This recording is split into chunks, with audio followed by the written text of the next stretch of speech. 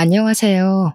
어떻게 글의 시작을 열어야 할지 한참을 고민하다가 일단 한 글자 한 글자 적어봅니다. 보통은 자기소개부터 먼저 하던데 저는 결혼을 한 40대 후반의 여자입니다.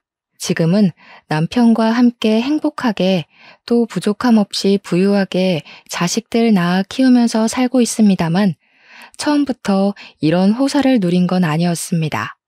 제가 할 이야기는 저희 남편과 시댁 사이에서 일어난 일들인데 우리 남편에게는 평생의 슬픔이자 아픔일 수도 있는 이야기입니다.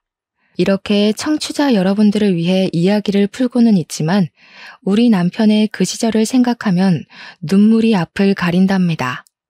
우리 남편의 별명은 샌드위치였습니다. 무슨 뜻인지 궁금하지 않으세요? 바로 가운데에 낀 샌드위치다 이 말입니다. 우리 남편에게는 위로 형이 하나 있고 밑으로 나이 차이 꽤 많이 나는 막내 여동생이 있었습니다. 시댁이 남아 선호 사상이 엄청나게 중요시되는 집이었는데 무조건 장손만 믿고 간다, 올인이다 하는 부모 밑에서 자란 덕분에 우리 남편은 대학도 가지 못했습니다. 장손이 공부를 잘하는 편은 아니었으나 우리 남편도 뭐 특출나게 잘하는 편은 아니었기에 대학까지는 그럴 수 있지라고 생각했다고 했어요. 그런데 우리 남편이 그동안 살면서 받아온 차별은 정말 어마어마했다고 했습니다. 저한테 울먹이면서 이것저것 말해줬었는데 저도 주먹이 불끈 쥐어질 정도로 엄청나게 분노했었어요. 우리 시모는 무조건 장남, 우리 장남, 내 장남 하시면서 말끝마다 장남 타령하시는 분이었고요. 우리 시부는 막내딸, 내 눈에 넣어도 안 아픈 막내딸, 우리 공주 하시는 분이었죠. 그러면 자연스럽게 우리 남편은 누가 챙겼을까요? 조부모님? 아니죠. 아무도 우리 남편을 챙겨주지 않았습니다. 하물며 감기라도 걸리면 난리가 났다고 하더라고요. 장남이나 막내딸한테 옮길까봐 방 밖으로 나오지도 못하게 했다고 해요. 그 어린 나이에 얼마나 서러웠을지 생각만 해도 제 가슴이 다 사무칩니다. 거기다가 허여멀건해서 삐쩍 마른 아주버님과 시누이와 달리 우리 남편만 주워온 사람처럼 기골이 장대한 사람이었어요. 곰같이 생겼다는 말이 딱 어울리는 그런 남자였습니다. 등치도 엄청나게 크고 키도 크고 얼굴까지도 큰 사람이었죠. 손도 크고 발도 크고 그래서 우리 남편 별명이 곰이었다고 했어요. 겨울에 두툼한 외투라도 입고 저녁에 돌아다니면 곰인 줄 알고 사냥당하겠다 하는 소리를 듣기 일쑤였대요. 우리 남편이 고등학교를 졸업하자마자 대학도 집에서 보내주지 않는다고 해서 일을 찾아 헤매다가 이건 딱 나를 위한 직업이다 하고 발견한 게 뭐였는지 아세요? 바로 경호업체 일이었습니다. 업체의 면적을 딱 보러 갔는데 우리 남편의 외형만 보고 바로 합격이라고 내일부터 출근하라고 했대요. 일단 몸이 정말 크니까 키가 190cm거든요. 위압감이 장난 아니라서 그런 건지 우리 남편 덩치를 보면 대드는 사람이 없을 정도였어요. 거기다가 얼굴도 솔직히 험악하게 생겼거든요. 남편이 누나를 한번 부라리면 그 어떤 사람도 말조차 붙이지 못하는 그런 인상을 가졌어요. 그런데 우리 남편의 생김새와 달리 가슴만큼은 상당히 순수한 남자였습니다. 의외로 순정파의 면모를 지니고 있는 반전이 가득한 그런 남자에게 어떻게 마음을 빼앗기지 않을 수가 있을까요? 저와 남편이 처음 만나게 된 계기는 사실 제 입으로 말하기 참으로 부끄러운 일이지만 익명이니까 용기를 내보겠습니다. 제가 우리 남편을 만나기 전에 만났던 전 남자친구가 좀 문제가 많은 그런 사람이었습니다. 요즘 말하는 데이트 폭력이라는 단어가 딱 어울리는 그런 사람이었죠. 그때 당시에는 제가 자존감도 많이 낮았던 상태였던지라 그냥 받아들였던 것 같습니다. 저에게 손찌검을 일삼는 그 남자에게서 도망을 가기로 마음을 먹고 결국에는 헤어지게 되었습니다. 그런데 그게 전 남자친구한테는 꽤 자존심이 상했던 모양인지 계속 저를 찾아와서 귀찮게 굴고 소리를 지르고 그랬어요. 그날도 실랑이를 벌이다 분을 참지 못한 전 남자친구가 저를 향해 손을 딱 올렸는데 그 순간 길을 지나가던 남편이 저를 구해준 거였습니다. 찌질함에 극치를 달리던 전 남자친구는 우리 남편의 등치를 보자마자 뒷걸음질을 치면서 저한테 새 남친이냐? 나쁜 년. 이러면서 도망을 가더라고요. 그냥 제 앞을 떡하니 막아주고 손 올리려던 걸 막아준 것뿐인데 바로 꼬리를 내리는 전 남자친구를 보면서 어이가 없었죠.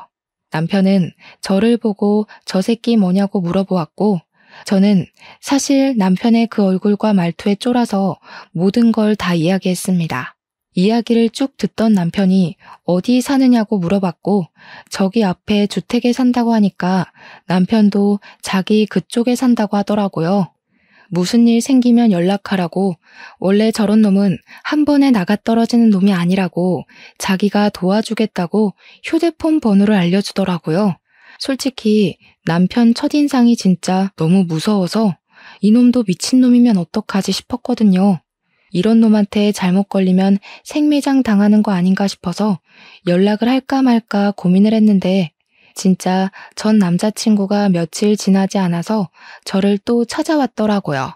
술에 완전히 취해서 나쁜 년이야, 넌 못된 년이야 하면서 발길질을 하려고 하길래 놀래서 남편을 불렀고 몇 번이고 귀찮은 기색 한 번 없이 찾아와 저를 도와주었습니다. 전 남자친구가 결국 남편에게 호되게 당하고 더 이상 찾아오지 않겠다는 각서까지 쓰고 나서야 일은 마무리가 되었죠.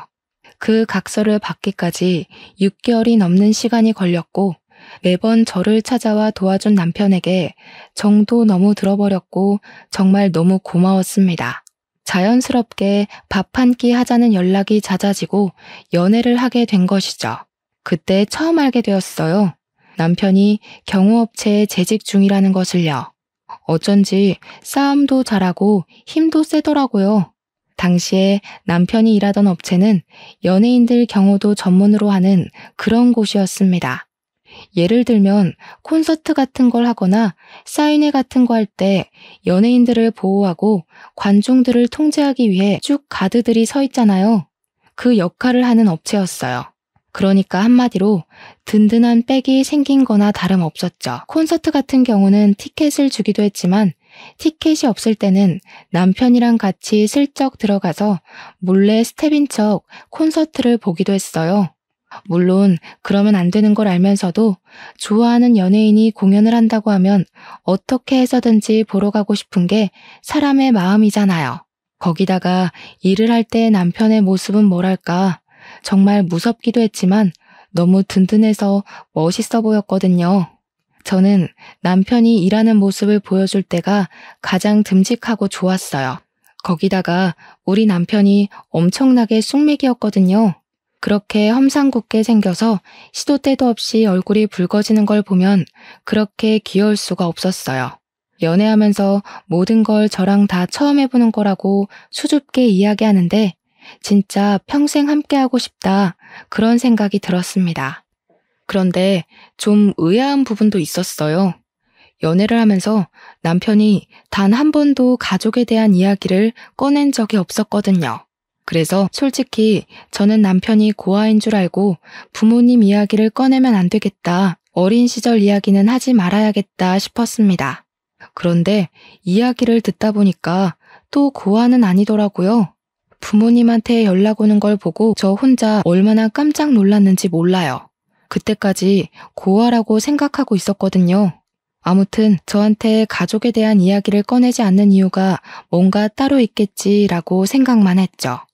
외동아들인데 부모님이 시골에 가 계신가 싶기도 했고 아무튼 프로포즈를 받고 나서야 알게 되었습니다. 형도 있고 나이 차이가 나는 여동생도 있고 부모님 두 분이 멀쩡히 살아서 저희 집 근처에서 같이 살고 있었다는 사실을요. 아무튼 프로포즈를 받고 결혼을 준비하는 과정에 있어서 우리 집에 인사를 드리러 오게 되었죠. 우리 부모님께서 남편의 첫인상을 보고 너무나도 식겁을 하시는 거예요. 제가 부끄러울 정도로 놀라셨는데 남편 눈치가 보이더라고요. 그런데 남편은 익숙하다는 듯이 진지하게 저와의 결혼을 허락받고 싶어서 왔다고 말씀을 드렸습니다. 아빠는 술을 한잔 하자고 하시더니 남편과 이야기를 나눠보시고는 사람이 진국이라고 우리 딸 믿고 맡길 수 있을 것 같다고 하셨습니다.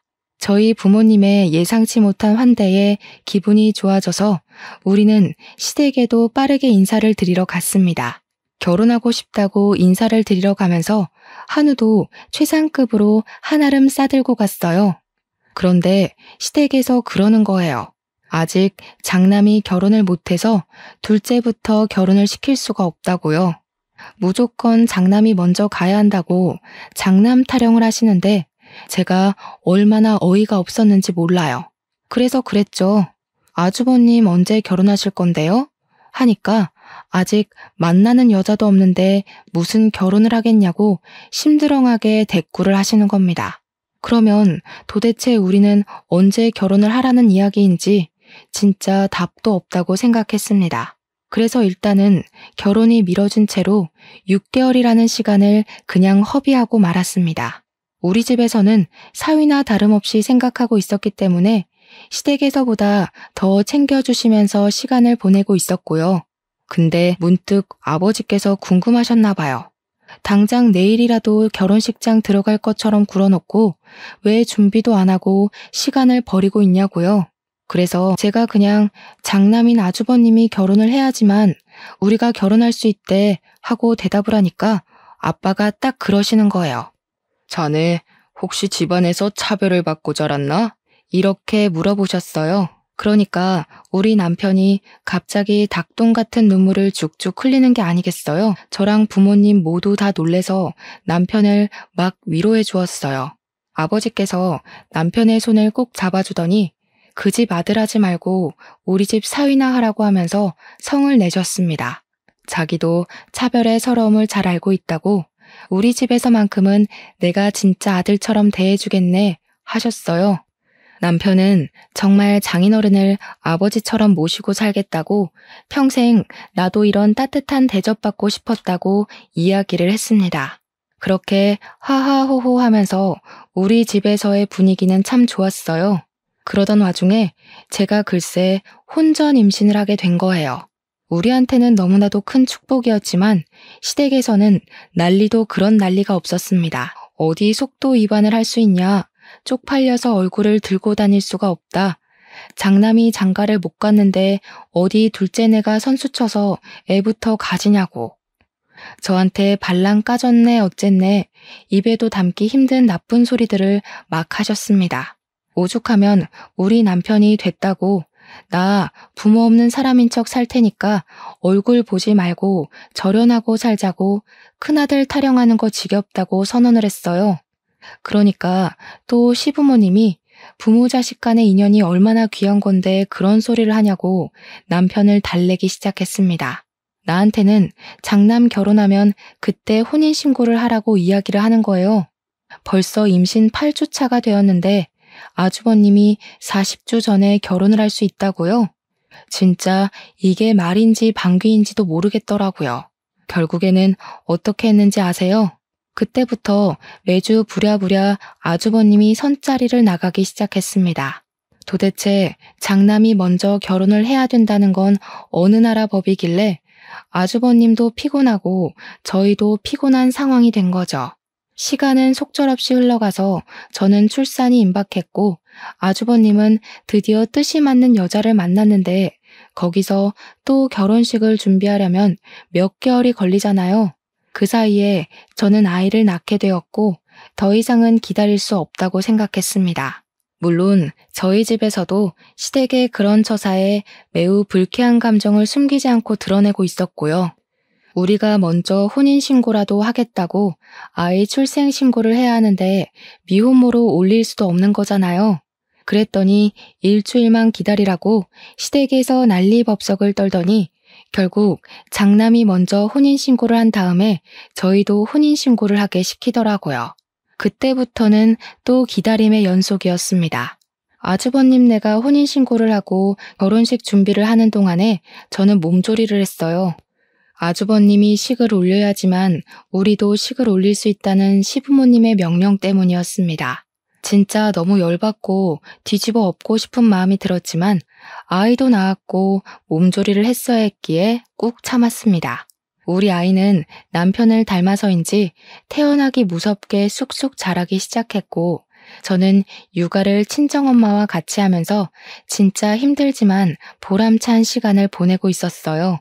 정말 누굴 닮은 건지 모르겠지만 너무 귀엽고 사랑스러운 우리 아가를 보면서 하루하루가 새 삶을 사는 것 같더라고요. 모유 수유를 할 때나 아이가 잘 때나 기저귀를 갈아달라고 올 때나 정말 너무 예뻐서 깨물어주고 싶을 정도였습니다. 아이가 다칠까봐 겁이 나서 손톱 하나 제대로 깎아주지 못하는 남편을 보면서 속으로 얼마나 웃었는지 몰라요. 그렇게 행복한 나날을 보내고 있었는데 아주버님의 결혼식 날짜가 잡혔다는 이야기를 시댁으로부터 전해 들었습니다. 저희 보고도 결혼식 날짜를 슬슬 정하라고 상당히 인심 쓰듯이 이야기를 하시더라고요. 그러면서 장남이 결혼하고 얼마 되지 않아 차남이 결혼하는 거니까 간소하게 식을 올렸으면 좋겠다고 요구를 하셨습니다. 이미 애도 낳고 살고 있는데 결혼식이라는 게 중요하면 얼마나 중요하겠냐고 하시는 거예요. 그러는 아주버님은 호텔에서 아주 호화롭고 성대한 결혼식을 준비하고 계셨거든요. 여기서 더 충격적인 것은 아주버님의 결혼식 날짜가 우리의 돌날이랑 딱 겹치는 겁니다. 놀래서 시모한테 전화를 걸어서 어머님, 그날 우리 아이 첫 돌 행사를 한다고 말씀드렸잖아요. 했어요. 그랬더니 관심도 없었다는 목소리로 그랬니? 일주일 미뤄 하고 전화를 끊어버리시는 겁니다. 아무리 그래도 아주버님 결혼식이 가족 행사 중에 제일 큰 행사 아니겠냐고. 서러웠지만 별 수 있나요? 결국 우리의 돌날도 미루게 되었어요. 하필이면 예약이 다 차 있어서 한 달이나 뒤로 밀리게 되었습니다.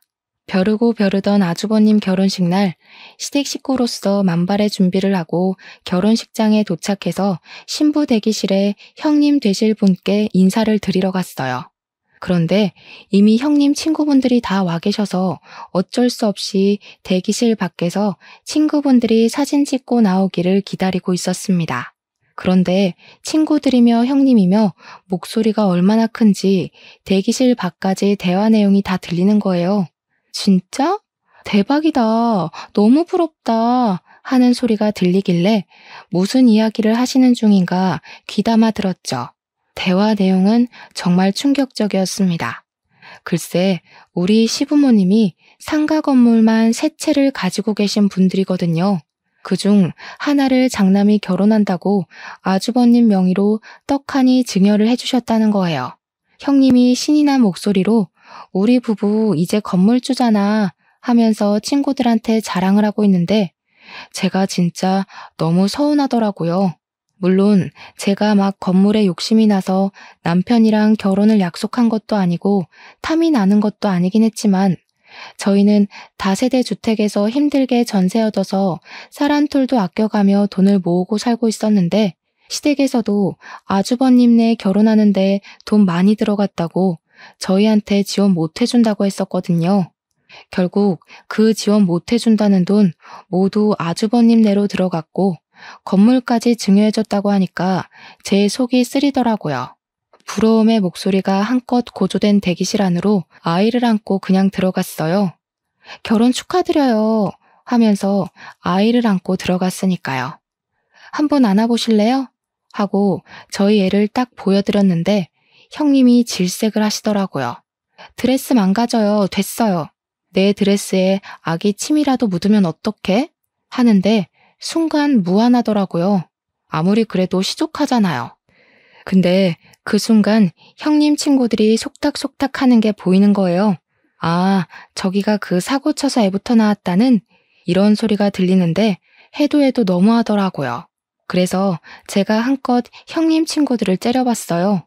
그러니까 헛기침을 하면서 어머, 성격도 드센가 봐. 우리 지연이 어떡하냐? 동서한테 몰매 맞는 거 아니야? 이러더라고요. 형님 이름이 지연이거든요. 제가 진짜 어처구니가 없어서 결혼식을 어떻게 본 건지 기억도 안 나요. 한 달 뒤에 우리 애 돌잔치 한다고 시댁 단톡방에 이번에는 까먹지 말라고 올렸더니 시모가 뭐라는 줄 아세요? 예, 잘 됐다. 뭐하러 행사를 2번 하니? 애 돌잔치 하는 날 가족들도 전부 모일 건데 그때 결혼식도 같이 해라 하시더라고요. 저 진짜 머리가 완전 띵해가지고 무슨 말을 해야 할지 막막했습니다. 돌잔치 장소가 아무리 크다고 해도 결혼식장이랑 비교가 되나요? 남편이 우리 결혼식 제대로 할 거라고 이야기를 하니까 시모가 생각 없다면서 손님들이 바로 또 오겠냐고 대충 하라고 하시는 겁니다. 어차피 축의금 거두려고 결혼식 하는 거 아니냐고 돌잔치하고 얼마 안 있어서 결혼식까지 하면 사람들이 욕한다고 하더라고요. 거기다가 아주버님 결혼한 지 1달밖에 지나지 않았는데 또 결혼식을 한다고 하는 게 생각이 있는 거니 없는 거니 하면서요. 제가 진짜 얼마나 서러웠는지 친정에 와서 울면서 이야기를 했더니 아빠가 화를 씩씩 내시더라고요. 내가 빚을 내서라도 더 좋은 호텔에서 결혼식 시켜주겠다고 하시는데 또 그럴 수가 없잖아요. 호텔 결혼식 비용이 한두 푼 드는 것도 아니고 저희 생활에 맞춰서 해야 하는 것도 맞으니까요. 그래서 결국 저는 모든 걸 포기하고 돌잔치를 웨딩드레스 빌려 입고 했습니다. 저도 참 바보 같죠. 돌잔치 날 웨딩드레스를 입고 있으니 일가 친척들도 황당해 하시고 제 친구들도 저를 진짜 불쌍하게 쳐다보더라고요. 애 돌잡이 하면서 결혼 반지는 안 얻기고 돌잔치를 진행하시던 분도 10수년간 진행하면서 이런 건 처음 본다고 하셨어요. 그 와중에도 저는 스몰 웨딩 하는 거라고 생각해야지 하면서 저 스스로한테 최면을 걸고 있었습니다. 시부모님이 막상 그 꼴을 보고 좀 민망해 하시기도 하고 미안하시기도 했는지 신혼여행은 보내주시더라고요. 근데 웃긴 게 아주버님 내는 선물도 주시고 신혼여행도 하와이로 화려하게 보내주셨거든요. 저희한테는 필리핀 세부 정도 다녀오면 충분하지 않냐고 풀 패키지로 엄청 싼 거 끊어서 보내주셨어요. 패키지 일정이라 관광지만 내내 돌아다녀야 해서 신혼 첫날 밤은 무슨 쉴 틈이 생기면 잠만 퍼질러 잤습니다. 제가 그때 이후로 절대 패키지 여행은 다니지 않고 있어요.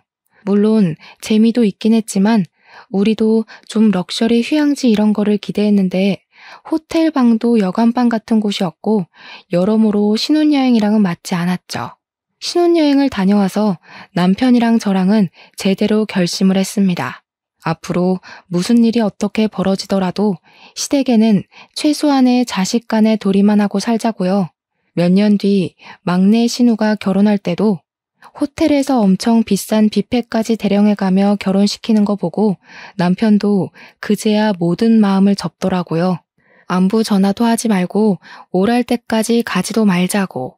아프든 말든 돈이 있든 없든 신경 쓰지 말고 살자고 했어요. 저도 남편이 모든 걸 포기하고 나니까 한결 마음이 가벼워져서 남편 말에 따르기로 했죠. 더 웃긴 건 뭔지 아세요? 막내 신우한테도 건물을 한 채 증여해줬다는 겁니다. 우리 남편한테만 쏙 빼놓고 건물 3채 중에 2채를 자식들에게 증여를 한 거죠. 우리 남편 입장에서는 얼마나 짜증나고 서러웠겠습니까? 자식이 아닌 저도 짜증나고 서러운데 다시 신혼여행 이후로 돌아와서 예상치 못하게 우리는 신혼여행지에서 둘째를 가지게 되었습니다. 어영부영 시간이 흐르고 친정의 도움을 받아서 둘째까지 잘 낳고 조리까지 잘했어요. 저희가 아이를 2이나 낳는 동안 형님네는 아이가 생기지 않는 건지 낳지 않기로 한 건지 모르겠는데 아이 소식이 없었습니다. 형님 성격상 아이를 낳지 않겠다고 선언하시고도 충분하신 분이라 그냥 그런가 보다 하고 신경 쓰지 않았죠. 그런데 제가 첫 아이는 딸을 낳았었지만 둘째는 아들을 낳았거든요. 남아 선호사상 진하게 있으신 분들이라 제가 아들을 낳았을 때는 정말 병원으로 이것저것 엄청 보내주셨었어요. 매일같이 찾아와서 우리 손주 하시면서 얼굴을 보고 가시기도 했고요. 그런데 우리 아이가 한 100일쯤 되었을 때 예상치도 못한 일이 또다시 터지고 말았습니다. 시댁에서 오랜만에 호출이 왔기에 갈까 말까 고민하다가 둘째는 예뻐해 주셨기에 아이를 데리고 갔거든요. 그런데 시모가 저를 보면서 엄청나게 근심 걱정이 가득한 얼굴로 이야기를 하시더라고요. 예, 첫째네가 글쎄 불임은 아닌데 임신이 좀 힘들다고 하더라. 우리 장남이 아이를 낳아야 내가 조상님들께 면이 서는데 말이야. 에휴, 거기다가 첫째 며느리가 글쎄 애 낳으면 몸매가 망가진다고 출산을 거부하는 모양이더라고. 어머님 속이 많이 상하시겠네요. 장남이 대를 이어야 한다고 계속 말씀하셨잖아요. 그렇지. 그래서 말인데 너네 둘째가 아들이잖니? 얘를 우리 장남이 키우는 건 어떨까 싶은데. 처음에 어머님이 무슨 말씀을 하시는 건지 몰라서 눈만 동그랗게 뜨고 있었어요. 알고 보니까 우리 둘째는 아주버님네 입양을 시키자는 이야기였습니다. 저는 너무 어이가 없고 놀랍고 저런 생각을 할 수 있다는 거에 기겁을 해서 어머님 정신 나갔어요? 하고 소리를 질렀어요. 아니, 이게 말이나 되는 소리예요? 제 아들을 지금 누굴 줘요? 시부모한테 정신 나갔어요는 어디서 배워먹은 말버릇이야? 내가 뭐 남주자고 그랬어? 너네가 낳은 거야 잘 알지. 그런데 키우는 건 큰애네가 하자는 거 아니냐. 그래, 아무래도 장남네가 아들을 키워야 면이 서지 않겠니? 너도 잘 생각해봐라. 걔네 건물만 2채나 가진 부자야. 우리가 첫째 결혼하고 나서 장남한테도 한 채, 맏며느리한테도 한 채 나눠주지 않았니? 건물 3채 있던 것 중에 2채만 증여한 줄 알았더니 채채를 모두 증여했던 것이었습니다. 아주버님네 2채, 시누이네 1채요. 그 이야기를 아무것도 주지 않은 둘째 며느리인 저한테 당당하게 이야기를 하시는데 평소에 얼마나 우리 남편을 무시했으면 저런 소리를 뻔뻔하게 할까 싶었습니다. 저는 정말 머리가 획가닥 돌아버리는 듯한 느낌을 받았어요. 저한테 계속 돈 많은 부모 가진 게 얼마나 덕인 줄 아냐? 너네 아들도 장남네 집에 입양되면 기뻐할 거다 하면서 말도 안 되는 소리로 저를 설득하시는 겁니다. 제가 그 말에 당연히 넘어갈 거라고 생각했는지 너네한테도 내가 섭섭지 않게 돈을 좀 줄게 하시는데 너무 열이 받았습니다.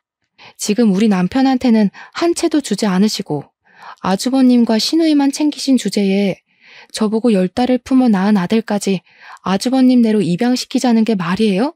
우리 남편은 무슨 사생아입니까? 밖에서 나온 자식이라서 챙기질 않는 거예요? 그렇게 이야기를 하니까 시부모님이 아주 학을 떼면서 무슨 소리를 하는 거냐고 우리 둘째도 자기 배 아파 낳은 아들이라는 겁니다.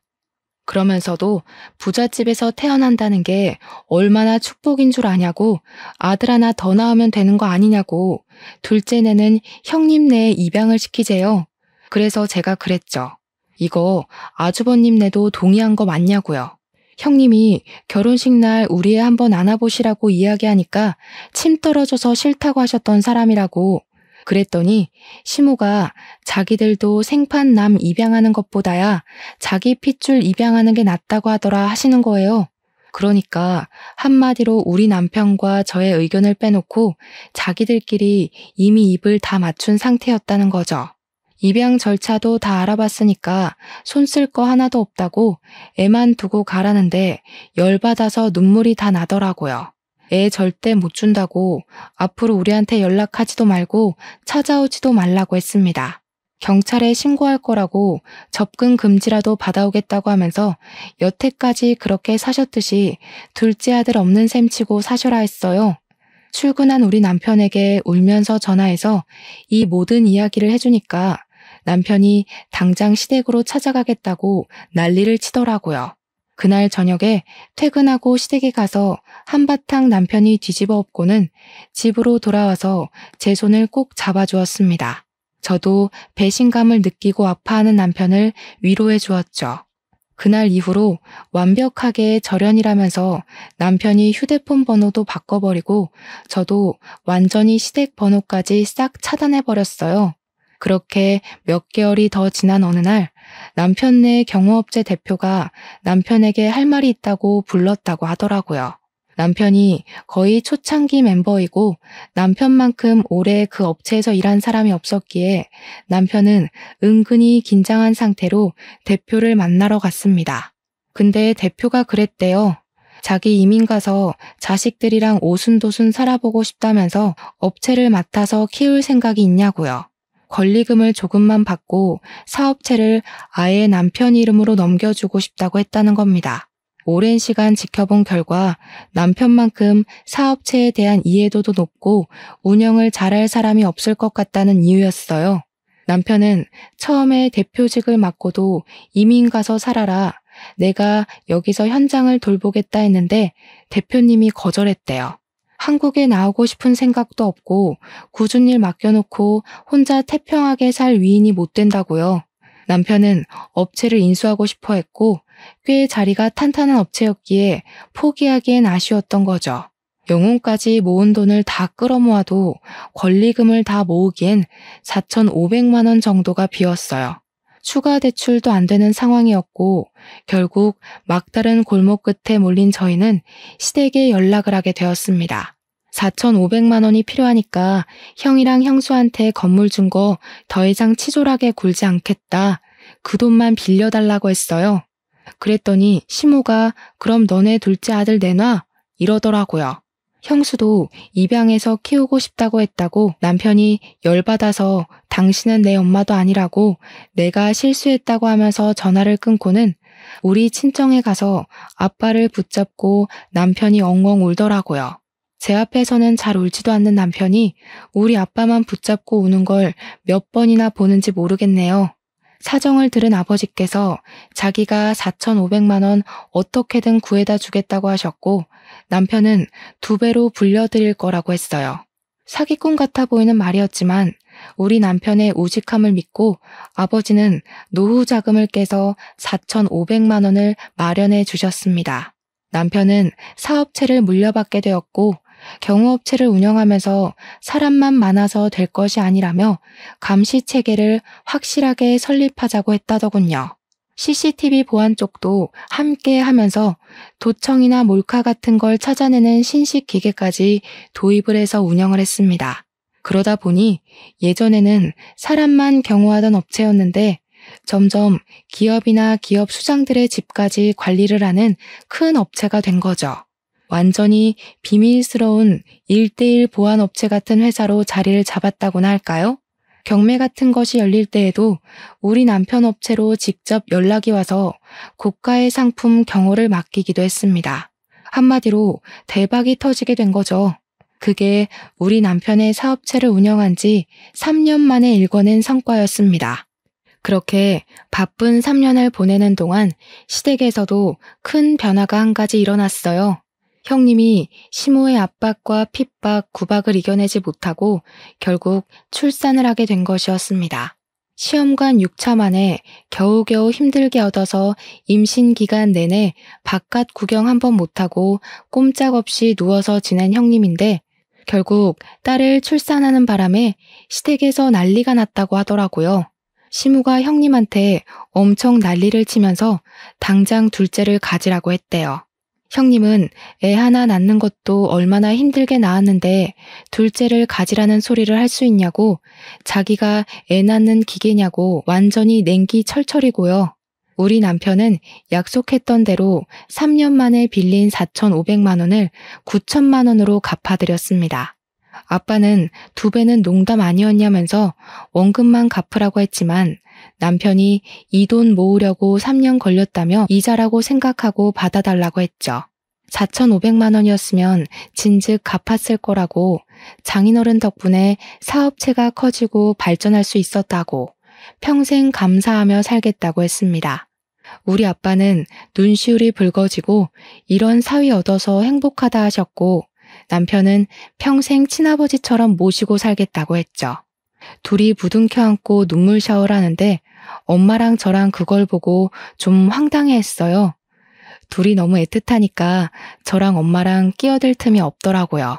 여기서 글이 마무리가 된다면 너무 허무하겠죠? 진짜 재밌는 이야기를 시작할게요. 그렇게 시간이 흐르고 저희는 절연한 상태로 지내고 있었는데 어느 날 뜬금없이 신우한테도 연락이 온 겁니다. 우리 신우도 건물을 한 채 받았었다고 이야기했었잖아요. 근데 신우가 연락이 와서는 저한테 둘째 언니네도 건물 한 채 받았지? 그거 시세 얼마야? 하더라고요. 아주버님네가 두 채를 다 받았다는 사실을 전혀 모르는 것 같았습니다. 그래서 솔직하게 말을 했죠. 건물 시세가 얼마인지 모르겠는데요? 하고요. 그러니까 신우가 멋쩍어 하면서 아니, 내가 막내딸이라고 제일 싼 건물 받은 것 같아서 그러면 억울하잖아 하는 겁니다. 자기가 제일 어리니까 오래 살지 않겠냐고, 그러니까 자기가 더 좋은 건물을 받아야 할 것 같다면서 막내라고 차별당하는 것 같다는 거예요. 그 말을 듣는데 열이 싹 오르더라고요. 아니요, 신우. 우리는 아예 건물을 못 받아서 모르는 거예요. 두 채 다 아주버님네한테 증여한 거 모르셨어요? 뭐? 진짜야? 작은 오빠는 못 받았다고? 제정신 아니야? 저한테 건물 더 좋은 거 있으면 바꾸자고 할 생각으로 전화한 것 같던데 형님네가 두 채 다 가졌다고 하니까 태도 싹 바뀌어서 난리더라고요. 사람 욕심이 끝도 없다더니 신우도 똑같은 속물인 거죠. 저희는 저희 능력대로 잘 먹고 잘 살고 있어요. 혹시 형제들끼리 재산 싸움 하실 거면 저희는 빼주세요. 그이도 시댁이랑 절연 선언한 마당에 건물이 무슨 소용이 있겠어요? 저희 그거 필요 없어요. 남편이 잘 나가는 사업자 대표인데 한 달에 버는 수익이 그깟 3층짜리 상가 건물보다 훨씬 좋은걸요. 건물 같은 거 하나도 아쉽지 않았습니다. 그랬더니 신우가 혹시라도 저희가 뭐 하나 더 받은 게 있을까봐 꼬치꼬치 캐묻더라고요. 혹시 둘째 언니 지금 사는 집 말이야. 그 아파트 우리 엄마가 해준 거야? 아니요. 저희가 벌어서 산 건데요. 시댁에서 이런 한 푼 도움받은 거 없으니까 눈독 들이실 것도 없어요. 작은 오빠가 그렇게 잘 번다고? 지금 사는 아파트 주상복합 펜트하우스잖아. 그거 몇십억 하던데? 관리비도 한 달에 엄청 나오는 걸로 알고 있는데 어떻게 알았냐고 하니까 등기부등본 떼봤다고 하더라고요. 그러면서 작은 오빠가 그렇게 돈 잘 버는 줄 몰랐다고 회사에 남는 자리 없냐, 우리 남편 취직 좀 시켜줘라 난리가 난 거죠. 무슨 돈이 나서 그 집을 샀냐 너무 궁금하다, 사업 수완 좀 알려달라 난리를 치길래 신우 돈 필요하냐고 물어보니까 그제야 우물쭈물 이야기를 하더라고요. 신우 남편이 글쎄 도박을 해가지고 신우 건물까지 근저당 잡혀서 경매에 넘어갔다는 소리를 하는 겁니다. 그동안 그 꼬마 상가에서 월세 받는 돈으로 생계를 유지했는데 경매에 넘어가고 나니까 돈이 한 푼도 없는 거죠. 대출이고 뭐고 돈 나올 구멍이 없으니 만만한 우리 집에 건물 핑계대고 돈 좀 빌려볼까 싶었던 거예요. 그래서 우리 집 등기부등본 떼보니까 펜트하우스 엄청 비싼 집이 나오니까 시부모가 준 돈에서 나왔겠구나 싶었던 거죠. 돈 좀 뜯어가려고 했는데 우리 남편이 벌어서 산 집이라고 신우한테 줄 돈 없다고 시댁에 가서 말하라고 하니까 당황했나 보더라고요. 그렇게 우리 공주 하면서 예뻐해줬던 시부한테 말해서 돈 받으라고 하고는 끊어버렸습니다.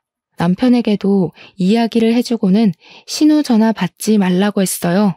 차단까지 눈앞에서 싹 하고는 평화롭게 지내고 있었는데 며칠 지나지 않아서 형님한테로 연락이 온 겁니다. 시댁에서 얼굴 좀 보고 이야기 좀 하자길래 제가 왜요? 하니까 손윗사람이 부르는데 어디 말대꾸냐고, 어차피 저희도 더 이상 수그러들 필요 없으니까 남편이랑 같이 시댁에 찾아갔습니다. 신우가 뱉어놓은 말도 있고 상황이 궁금하기도 했거든요. 애들은 친정 부모님께 부탁드리고 남편이랑 룰루랄라 손잡고 시댁에 갔어요. 신우랑 형님네랑 다 와 있더라고요. 시부모도 슬쩍 눈치 보면서 서로 할 말은 있는 것 같은데 입을 열지 않길래 제가 먼저 물꼬를 텄죠. 제가 먼저 이야기할게요. 저희는 시댁에서 지원받은 거 하나도 없으니까 재산 분할 싸움에 빼주세요. 먼저 요구할 만한 재산도 없고 우리는 이만 가보겠습니다. 아니 동서, 가긴 어딜 가? 동서가 신우한테 이야기했어? 우리가 건물 두 채 받았다고? 네, 그거 시부모님이 알려주신 건데요. 왜요? 신우는 알면 안 돼요? 아니, 이건 불공평하지. 첫째라고 건물 두 채 주는 게 어딨어? 막내라고 신우는 하나 챙겼잖아요. 샌드위치 우리 남편은 하나도 못 챙겼는데. 그리고 그 건물 주인 찾는다 치면 우리 거지 신우 거는 아니잖아요. 나 정말 죽게 생겼다니까. 2억만 해달라고 2억. 형님, 신우한테 2억 해줘요. 20억짜리 건물 가져갔으면 10%는 해줄 수 있잖아. 우리도 그 건물 없어. 남편이 사업한다고 건물로 대출받았다가 다 날려먹었단 말이야. 아니, 그게 무슨 소리야? 무슨 소리긴요. 그이가 사업한다고 건물로 대출받았다가 다 날려먹고 하나 남은 건물도 곧 넘어간다고요.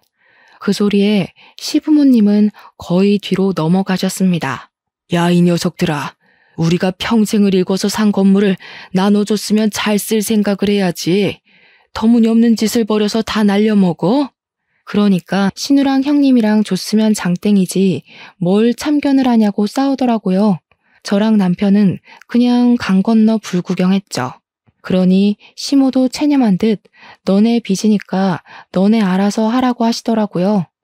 신우랑 아주버님이랑 둘 다 난리가 났는데 저희는 그러든지 말든지 안녕히 계세요 하고 나왔습니다. 그렇게 6개월이 더 지났어요. 6개월 동안 물론 신우고 아주버님이고 할 거 없이 집에 찾아와 남편 회사 찾아와 돈 좀 빌려달라고 어깃장을 놓고 난리를 쳤죠. 우리 남편은 당연히 딱 잘라서 거절했고요. 어느 날 집에 엄마랑 같이 아이를 보고 있다가 시부모님이 찾아와서 깜짝 놀랐습니다. 그런데 둘 다 짐을 한아름 싸들고 온 거 아니겠어요? 남편 없는 거 확인하더니 저한테 우리 여기서 좀 지내자. 집도 넓고 좋네 하면서 방을 막 이리저리 뒤지는 겁니다. 우리 딸은 시댁에 어릴 때 간 것 빼고는 간 적이 없어서 시부모한테 누구세요? 이러고 있더라고요. 시부모가 내가 너희 할머니 할아버지야 하는데 우리 딸이 우리 친정 부모님이 할머니 할아버지라고 하더라고요.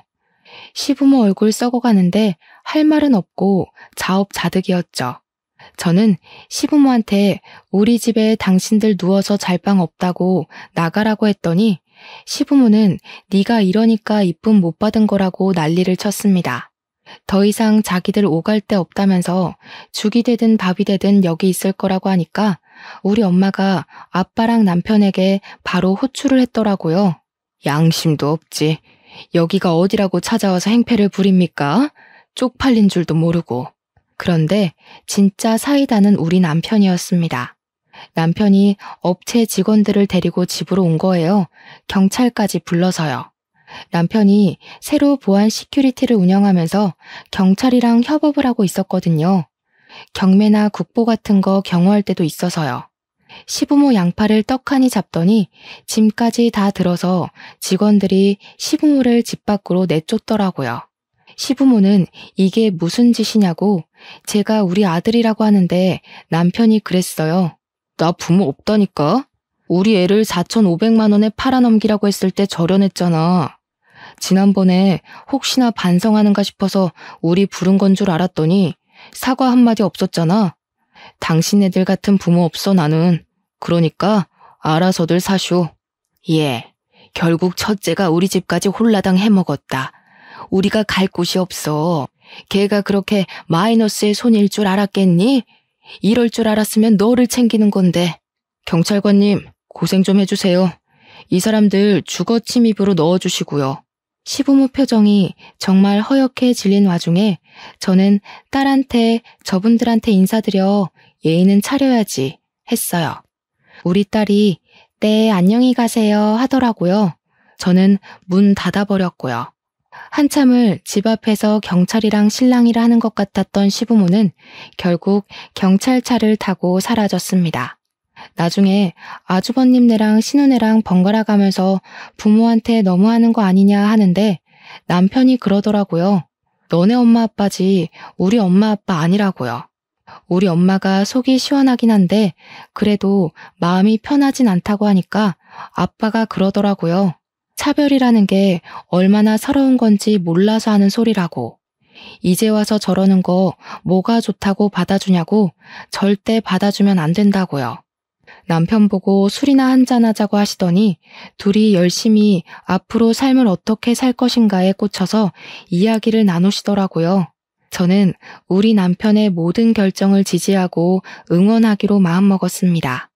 부모 자식 간의 연을 끊는다는 게 정말 힘든 일인지 알지만 남편의 결심을 흔들지 않으려고 해요. 제 이야기 어떠셨나요? 재미있으셨죠? 저도 앞으로 사이다 마실 날만 가득하길 바라고 있습니다. 오늘도 좋은 하루 보내시길 바라면서 제 사연은 여기서 마치도록 하겠습니다.